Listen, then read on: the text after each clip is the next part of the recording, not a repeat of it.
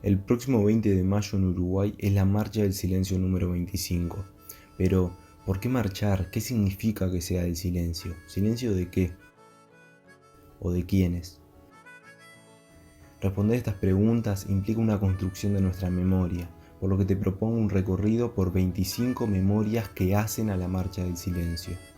1. Los orígenes de la represión. En el contexto internacional de tensión por la Guerra Fría, Estados Unidos funda la Escuela de Panamá, un centro donde se le enseñaba a los militares a reprimir y torturar. Estos aprendizajes se implementaron en Uruguay con el uso y abuso de las medidas prontas de seguridad impuestas por el presidente Pacheco Areco. El cuerpo estudiantil, organizado bajo la FEU, y la clase obrera nucleada, la CNT, conforman el primer frente de resistencia a la represión militar. 2. Tensiones por la represión. La resistencia estudiantil aumenta ante la violencia militar. Los y las estudiantes se encuentran marchando y militando en las calles. El 12 de agosto de 1968, los militares y sus medidas reaccionarias fueron responsables del asesinato del primer estudiante. Liberarse. 3. Mártires estudiantiles. El 20 de septiembre del mismo año, en una manifestación estudiantil, es baleado y asesinado por los mismos militares el estudiante Hugo de los Santos. Su compañera lo va a asistir con una tela blanca en mano en señal de paz, pero aún así Susana Pintos, con tan solo 19 años, fue también asesinada ese día por los militares. 4. El fraude de 1971. La ciudadanía debía decidir por un nuevo presidente. En esta ocasión, la Corte Electoral no supo contar. Hubo circuitos con más votos que inscriptos, votaba gente fallecida, unas desaparecidas, lo que culminó en un recuento que determinó a Juan María Bordaberry como el presidente electo. 5. La lucha antisubversiva. En septiembre de 1971 se crean las Fuerzas Conjuntas, lo que permitió que la policía y Fuerzas Armadas implementaran sus medidas reaccionarias y represivas. Luego de varias solicitudes del Poder Legislativo para culminar con el uso y abuso de las medidas prontas de seguridad, no hubo respuesta del Ejecutivo, lo que intensificó el poder y control militar. 6. El febrero amargo. El 9 de febrero de 1972, el gobierno pacta con las Fuerzas Armadas, cediéndole partes del poder. Se emiten los comunicados 4 y 7, que habilitaban a militares a gobernar, manteniendo la soberanía y la seguridad del Estado. La democracia recibía sus últimos golpes en vida. 7. La muerte de la democracia. El 27 de junio de 1973, los militares rodean el Palacio Legislativo y sacan a la fuerza a los legisladores. Emiten el decreto 464, disolviendo así las cámaras y creando un Consejo de Estado que cumpliría las funciones del Poder Legislativo y controlaría al Ejecutivo. Pero eso no es todo. También prohibieron que cualquier medio de prensa califique a este acto militar como dictatorial. El presidente traicionó al pueblo y entregó al país a manos de los mismos militares que poco tiempo atrás habían asesinado a quemarropas a civiles. 8. La dictadura no se justifica. ¿O sí? Bordaberry, en su discurso al disolver las cámaras, calificaba tal acción de tener una profunda vocación democrática, rechazando y culpando a las ideologías marxistas que corrompían al Estado. Buen momento para recordar que fue el adoctrinamiento capitalista con su doctrina de seguridad nacional quien había instaurado los militares los mecanismos de represión, violencia, tortura y asesinato de civiles. 9. Resistir, siempre resistir. El pueblo enseguida comenzó la huelga general. La CNT ocupa los lugares de trabajo, la FEU ocupa las facultades. Esta huelga duró y aguantó la violencia, amenazas y represión durante 15 días hasta el 9 de julio de 1973. 10. A las 5 de la tarde. Las palabras de García Lorca tomaban voz a través del periodista Castillo durante toda la jornada del 9 de julio. La ciudadanía comprendió que se juntaría a esa hora en 18 de julio a marchar, y así lo hizo. Los militares atacaron y disolvieron la manifestación. Una vez más, el pueblo resiste ante la censura. 11. Las pibas de abril. En la madrugada del 21 de abril de 1974 fueron asesinadas por más de 40 balazos las militantes Diana Maidanek, Laura Raggio y Silvia Reyes. El terrorismo de Estado seguía llevándose las vidas de civiles en manos de militares. 12. Transformaciones en la militancia.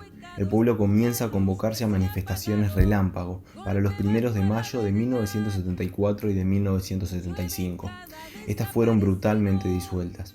La resistencia popular aún así continuaba, en el boca a boca, en las reuniones clandestinas, en la complicidad de las miradas. 13. El teatro militante. La institución teatral El Galpón resiste y proyecta su compromiso político y su postura contra el régimen dictatorial en sus textos, escenografía y repertorio.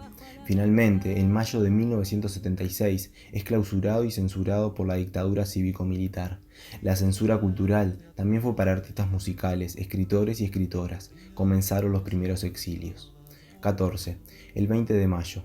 Fue ese día, en 1976, cuando los militares secuestraron y asesinaron a Selmar Michelini, Héctor Gutiérrez Ruiz, Rosario Barredo y William Whitelaw, como parte del Plan Cóndor. En Argentina, es secuestrado y desaparecido el uruguayo Manuel Liberov. 20 años después, en 1996, se convoca la primera Marcha del Silencio. 15. Adoctrinamiento educativo. En la revista El Soldado de las Fuerzas Armadas se publica el artículo El Educador Oriental, que presenta las características que debe tener un educador, entre ellas ver a la desigualdad humana como algo natural y beneficioso, al orden y a la disciplina como garantía de la libertad y combatir al marxismo. Las botas ahora también se encontraban al frente de la clase. 16. Adoctrinamiento físico y psicológico. Desapariciones forzosas, torturas, asesinatos, violaciones, humillaciones, castigos y separación de bebés de sus padres y madres. Implementaron sesiones de tortura, encapuchados, submarinos, banderas, plantones y otros mecanismos de sufrimiento a civiles. 17. En las cárceles, en el silencio, la resistencia. Presos y presas políticas desarrollan lenguaje de señas para comunicarse, escriben en hojillas de cigarrillo, desarrollan ciertos cánticos, todo para darse apoyo y contención en medio del infierno que vivían. 18. El pueblo se despertó. En 1980 los militares convocan a la única consulta popular en toda la dictadura. Plebiscitaron una reforma constitucional que legitimaba jurídicamente el golpe de Estado.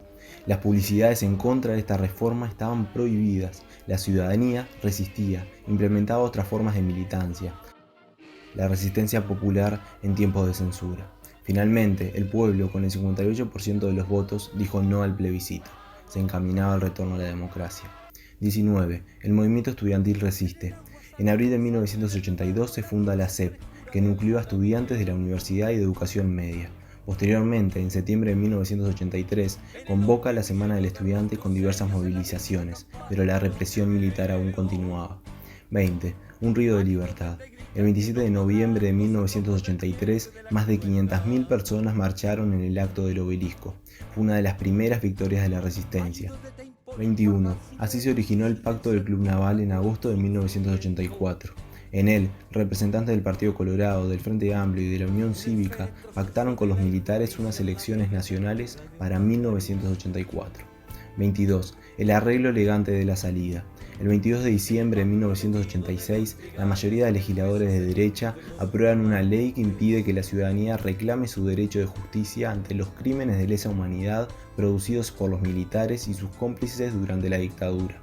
Se silencian los silencios. Esta ley de caducidad se sometió a referéndum en 1989 con el voto verde y se presentó un plebiscito para anularla en 2009 con el voto rosado. En ninguna oportunidad obtuvo la mayoría necesaria. 23. Justicia. En 2006, durante el gobierno del Frente Amplio, Juan María Bordaberry es condenado por delitos de lesa humanidad, tales como desaparición forzosa de personas bajo su periodo de gobierno dictatorial, crímenes de homicidio político y atentado contra la Constitución. Estuvo en la cárcel hasta el 2007, cuando retornó a su casa para cumplir con la prisión domiciliaria hasta su muerte en 2011. 24. Verdad. Políticos como Sanguinetti, militares como Gavazo, mintieron acerca de su conocimiento sobre ciudadanos y ciudadanas desaparecidas forzosamente durante el periodo de dictadura. Sus mentiras no fueron suficientes para que durante el gobierno de Valle se formara la Comisión para la Paz y se reconociera al Estado como violador de derechos humanos, y durante el gobierno del Frente Amplio comenzaran las búsquedas en los batallones. 25. Memoria. La búsqueda de familiares, detenidos, desaparecidos es un hecho.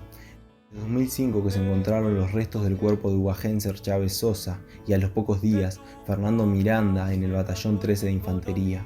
Años después se encontraron los cuerpos de Julio Castro en 2011 y Ricardo Blanco en 2012 en el batallón 14 de Toledo.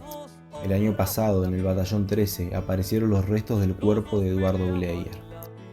Hoy seguimos luchando por la justicia, por la verdad y por la memoria. Seguimos sintiendo el dolor de todos, todas y cada uno y cada una de las familiares que no están.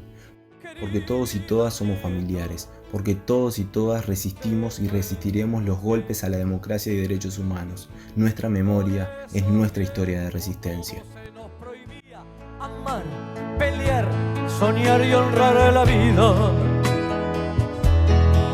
Que era delito, decían.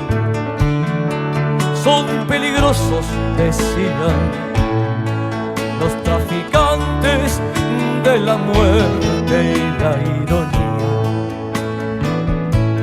Querida nieta, te cuento que tenías solo 3 meses, estabas en la cuna. ¿Cómo entender aquello? Tú no podías nada. Tu madre fue asesinada, tu padre fue asesinado. Los asesinos te llevaron secuestrada.